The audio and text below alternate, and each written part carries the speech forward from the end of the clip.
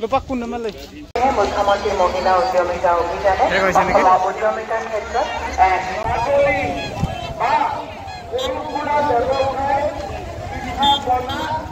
আপোনালোকে সৰু সুৰা আমি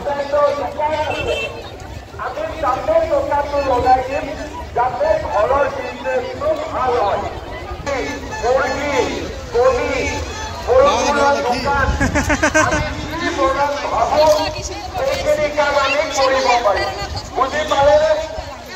হাতত তুলাবলৈ বুজি পালে ঠিক আছে 2 নম্বৰ হ'ল যে মই ঘৰত গ'লো মই হাজবেণ্ডে ব্যৱসায় আছে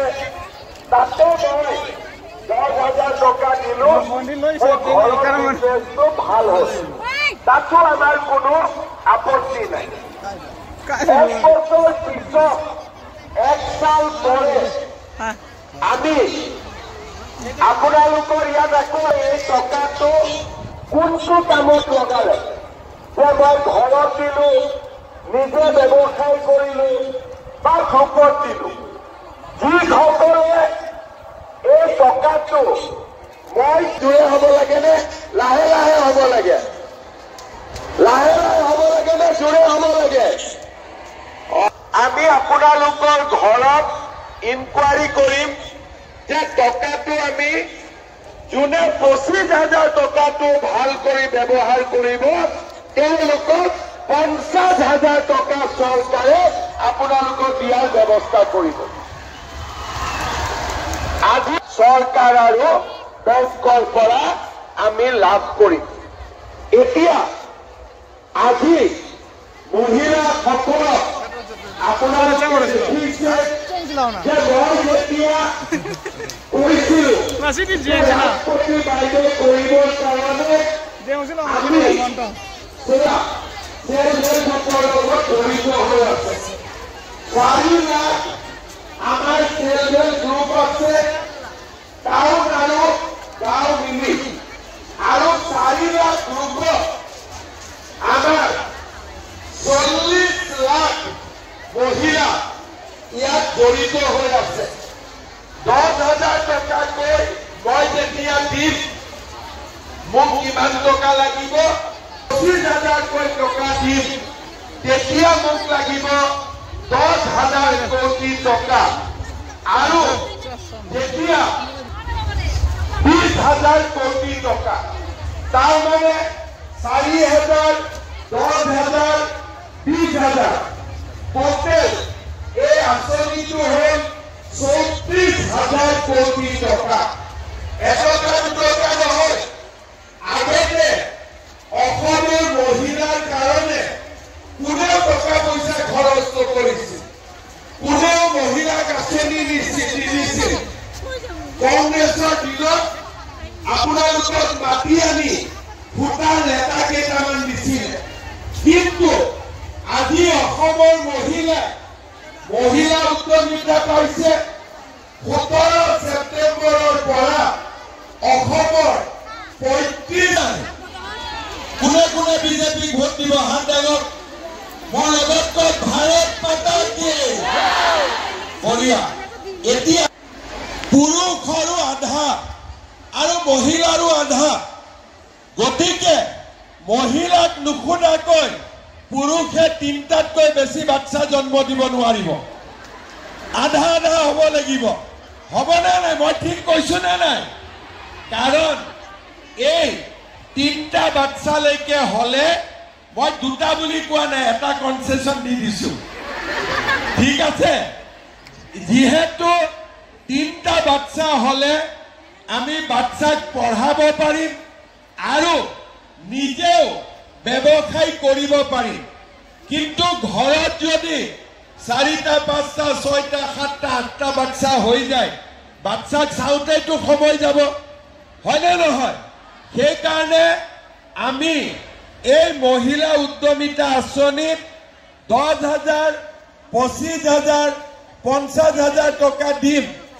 কিন্তু তিনটাতকৈ বাচ্চা বাঢ়িব নালাগে তেতিয়া লাষ্টত যদি কয় যে আল্লাহ দি দিলে ভগৱানে দি দিলে কি কৰিম আল্লাহ বাচ্চা নিদিয়ে ভগৱানে বাচ্চা নিদিয়ে যদি মাকে কয় যে মোৰ আৰু বাচ্চা মই জন্ম নিদিও তিনটাই লাষ্ট তেতিয়ালে আল্লাহও নাহে ভগৱানো নাহে বাচ্চা জন্ম দিবৰ কাৰণে হয়নে নহয় সেই কাৰণে মই হোজাই আৰু যেতিয়া বিনা কান্দি যমুনা মুখত যাম তাতো কথাটো বুজাই কম যে বেছিকৈ বাচ্চা জন্ম দিব নালাগে